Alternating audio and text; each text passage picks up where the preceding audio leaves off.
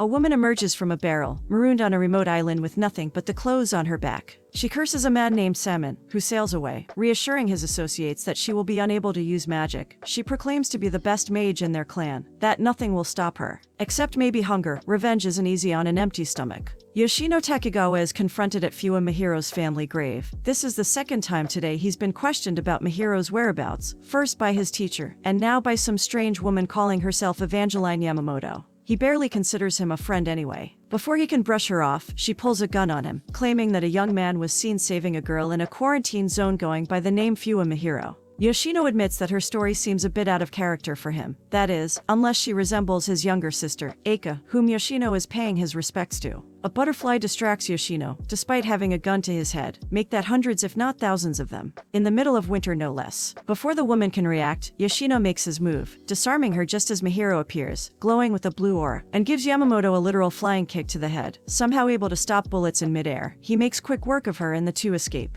The city is done for. As soon as the butterflies appeared, the entire population contracted what the government calls black iron syndrome according to Mahiro. The people around them begin turning into solid metal. Yoshino was close enough to Mahiro to avoid a similar fate. Why? Because magic, obviously. There is a clan of mages that are trying to awaken some ancient god, and the syndrome is merely a symptom of the ritual they're carrying out. Where did he even learn about magic? From a talking piece of carved driftwood. More precisely, the most powerful mage known to man. Kusaribe Hekazi, the family's heiress, who is now reduced to speaking through a doll in order to communicate from the remote island where she was left to die. Despite how crazy it sounds, Yoshino believes every word. Mahiro and the mage made a deal. He'll help stop the clan, and in return, she promises to find his sister's killer. He says he'll even save the world in the process, which is definitely out of character for Mahiro. A giant orb rises from beneath the ocean and opens its single eye, which is pretty convincing, if nothing else. Apparently these orbs have been popping up all over the country and are the fruit of some godlike tree. Hekazi explains that there is a mage clan, the Kusaribe, who had a power struggle, which is why Salmon marooned her on an island where she is unable to use magic, besides the doll. They go to the spot where Eika died so that Hekazi can help track the killer using the talismans she left scattered around the country. They allow anyone who touches them to use the limited magical power stored within. Mahiro takes a silver dagger and stabs the floor where Eika's body was found. The murder took place a year ago, so it will take some time to pick up the killer's trail. He gives Yoshino a few talismans, warning him to be wary if any butterflies appear. They part ways since there's no point in Yoshino sticking around. Besides, Eika didn't like him anyway, and he has a girlfriend to worry about. But little does Mahiro know, the two are one and the same. She liked Yoshino more than she let on. Yamamoto regains consciousness and follows Yoshino. He touches one of the talismans and sends them both flying into a storefront across the street. Picking up the handgun she dropped, he tries to escape but becomes trapped in his school. A mage wielding a spear appears while Mahiro and Hekazi argue. Despite her warning not to fight him head-on, that's exactly what he does. In an attempt to smoke Yoshino out, Yamamoto drives him to the roof, where he doesn't hesitate to give her a warning shot, surprised at how calm he is holding a gun. She tries to make a run at him, but instead he tackles her, teleporting them over the edge. She's terrified after he barely breaks their fall using magic. Yoshino can't abandon Mahiro and decides to make a deal with Yamamoto. While they talk, she realizes that his girlfriend was Fua Eika. Both he and Mahiro don't accept the absurd circumstances of her death, but maybe he can find the reason behind it in a world where time is out of joint.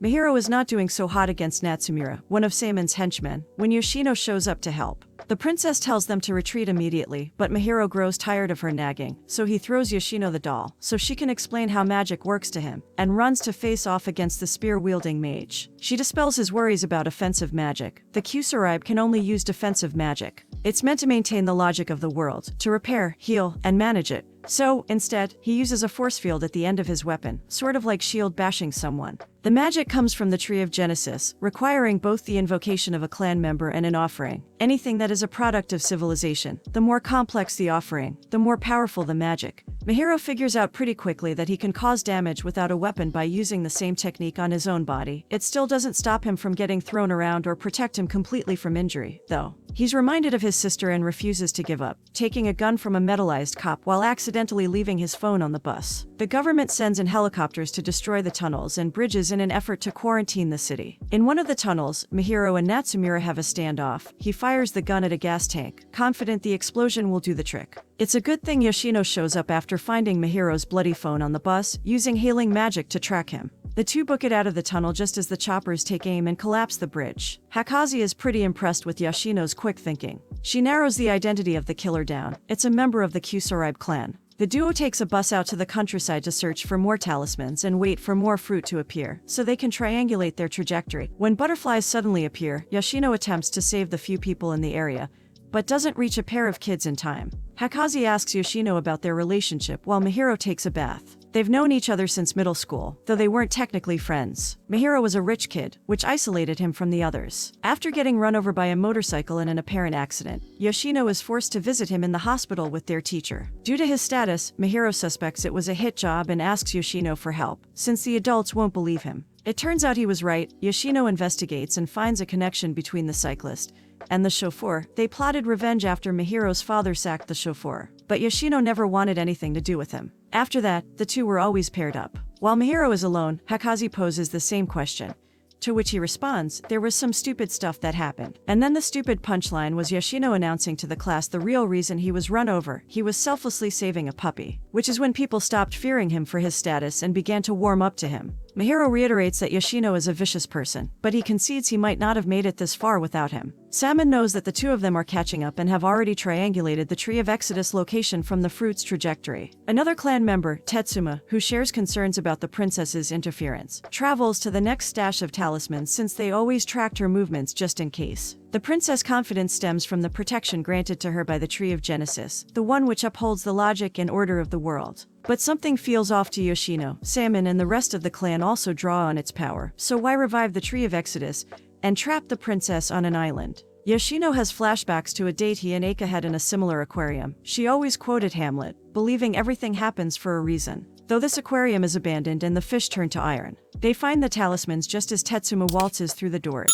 Hakazi questions why the clan would rebel against their purpose of reviving the Tree of Genesis. Tetsuma replies that she's become oblivious by imposing her will on the others. It's better if she dies on that island. One of the talismans they retrieve is the exact same necklace that Eika gave Yoshino, making him question the veracity of fate. Maybe she was right, but why, then, was she brutally murdered? Mahiro devises a plan to flood the place and threaten to electrocute Tetsuma and his henchmen, allowing the duo to escape without facing a real mage head-on. Hakazi sends them to meet Junikaru, who is holding onto a special talisman that will turn the tide in their favor. Only one obstacle stands in their way: the secret password. Boobs that don't shake aren't boobs at all. They're in, but they find it strange how Junikaru talks about the princess in the past tense, until he claims that she's been dead this whole time. He verified the body himself, even though all that remains is her skeleton. He doesn't want to know their plans since he's neutral in the clan's dispute and isn't actually a true member of the clan and can't use magic. The two of them ruminate on this new development while riding the bus. Out of nowhere, the ground starts shaking and there's a sudden influx of butterflies. People begin turning to iron as another one of the Tree of Exodus giant orb-like fruit emerges from beneath the earth. Mahiro tells the bus driver to floor it. He'll be safe as long as he's near them. The princess gives them permission to move in on Salmon's location. Meanwhile, Natsumura meets with Junikaru and asks him to join their side and give up on remaining neutral. Junikaru levels him with ease and warns him that Salmon wouldn't appreciate his actions. Junikaru wonders whether Mahiro and Yoshino are aware that the Tree of Genesis has a higher likelihood of ending the world. Yoshino is taken off guard that night when Mahiro asks if he knew Eika had a boyfriend. Hoping he hadn't been found out despite all the evidence right under Mahiro's nose, he replies that he couldn't picture it, wondering if his face gave anything away. They open the briefcase to discover the special talisman is a gun wrapped in chains, which seems odd given that the others have all been trinkets, more or less. The princess says that the tree absorbs the weapons anyway, so it still upholds order through their destruction. Mahiro can't see through Yoshino's thinly veiled disguise or even recognize his own feelings, but he can make astute observations apparently. They're surrounded by armed soldiers. The two jump into action, but Mahiro gets knocked out and Yoshino is taken. Although it's not against his will, he's made a deal to obtain some insurance as well as a handgun in case things go south. The government agency's forces plan to launch a full assault on the Tree of Exodus. Mahiro saves Yoshino from his captors but seems not to suspect him in any way. The two decide to rest in an abandoned bus for the night, and Yoshino wonders what will happen after Mahiro will do after getting his revenge, while Mahiro wonders why Yoshino always stares at his phone. Yoshino dreams about the time he, Eika, and Mahiro spent at their summer home, trying to keep their relationship from Mahiro, but suddenly wakes up to the special talisman's barrel pointed right at his head. Mahiro laughs and tells him to get ready to head out. Salmon notices the forces approaching. There's practically an army marching on the location of the Tree of Exodus. It's too soon. He wasn't expecting they'd find him and launch an assault that fast. He orders the mages to focus their energy on maintaining the shield instead of concealing their position when he's informed that the barrier has been breached by the duo aiding Hakazi. Salmon intercepts them, standing beside a barrel.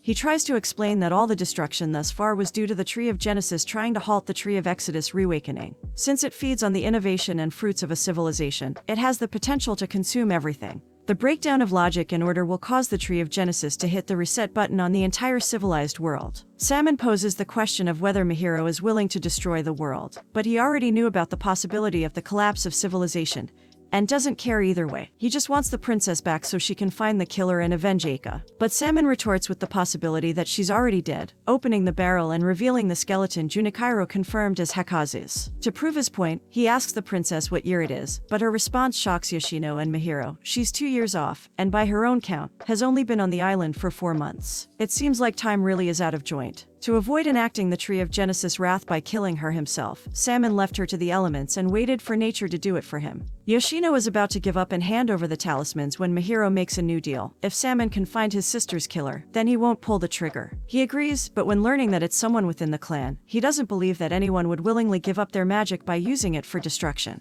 Yoshino picks up the doll to speak with the princess. When she mentions Hamlet, he has another flashback to a time when Eika was alive, revenge, a mage, an island, a tragedy that doesn't end in tragedy, the Tempest. Natsumura meets Yamamoto on the battlefield, but she has the talismans that Yoshino gave her, and she won't make it easy for him, even if it's the last thing she does. Salmon is baffled when Yoshino tells Mahiro he will reveal the identity of Eika's boyfriend if he changes his mind and helps the princess, or at least hears him out until Salmon can find the killer. Not even the princess can believe her ears. The whole fate of the world is in the balance, and the mere mention of a boyfriend completely changes everything. Yoshino reasons that they must have been in the Tree of Genesis' favor, or else everything up to that point would have been pure coincidence, and that's even more ridiculous than the events themselves. Yamamoto goes head-to-head with Natsumura to save the enemy artillery from disintegration, and hopefully buy enough time to stop the tree's revival. Yoshino goes on to argue, with the help of Mahiro, that Salmon's plan was to make the princess lose all hope when she found out about already being dead by the time they got to the tree,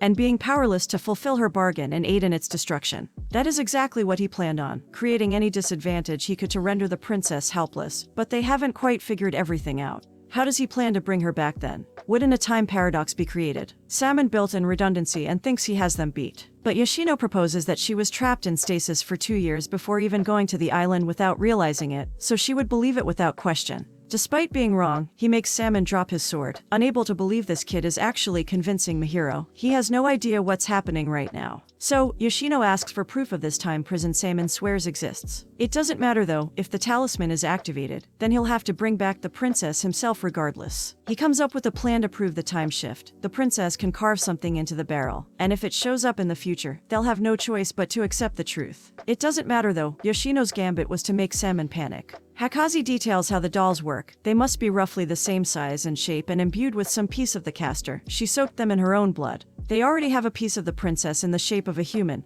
her skeleton. Salmon is completely hopeless now. They've figured out his failsafe to bring the princess back. Meanwhile, Junichiro stops Natsumura for questionable reasons, despite his neutrality in the matter. Salmon plays his last hand, admitting that he hid an offering on the island great enough to transport her body onto her skeleton in the future. Despite this, he tries to convince Mahiro that this is all the Tree of Genesis' fault. It must have caused Eika's death and brought Yoshino and him here to save Hakazu. Junichiro convinces both Natsumura and Yamamoto that the fight is pointless, and that if he doesn't heal her, then he becomes a murderer, which is a serious offense within the clan. The killer would lose their ability to use magic. Forgiveness must be asked of the tree through a ritual in which a high-ranking official determines whether it was performed. The princess corroborates this, but if it were to happen, then they would not be caught in the web of magic after all. Salmon uses this to try and convince Mahiro that it's all too convenient for the princess. Obviously fate favors her, but what if fate favored him? Remembering his sister quoting the Tempest, Mahiro calls out both Yoshino and Salmon for trying to buy time. Salmon was stalling until the investigation results came back. If he brought the killer, then there would be no reason to tempt him to join his side and not Hakazu's, the whole time trying to revive the Tree of Exodus before any action was taken. Salmon receives the call telling him that it wasn't a member of the clan who murdered Eika. No one had done anything illogical. Everyone is shocked. While Mahiro begins to lose it, the princess has a revelation. Since she serves the Tree of Genesis, the only other person who could escape the web would be the mage serving the Tree of Exodus. Since trying to revive the Tree of Exodus, the one who serves it must have been unleashed. It's the princess' duty to decide when to revive the Tree of Genesis, which most likely means it's the Tree of Exodus mage who must approve its revival.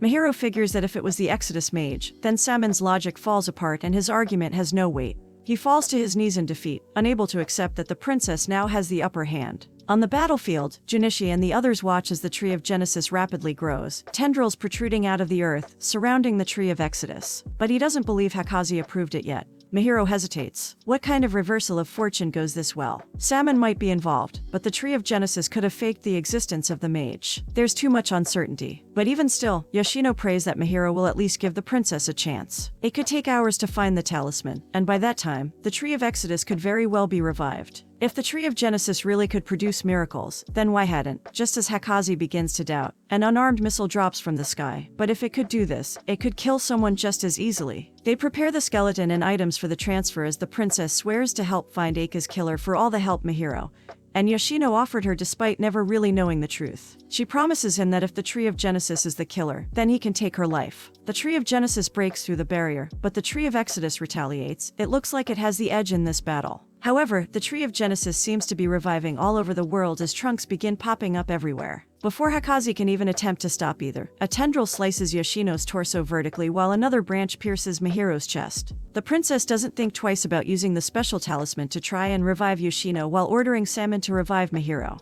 Nobody knows what these ancient godlike trees are or what they are truly capable of. Even those who harness their power have no idea what they've unleashed upon the world. Thank you for continuing this journey with me. If you enjoyed, subscribe and I will see you in the next one.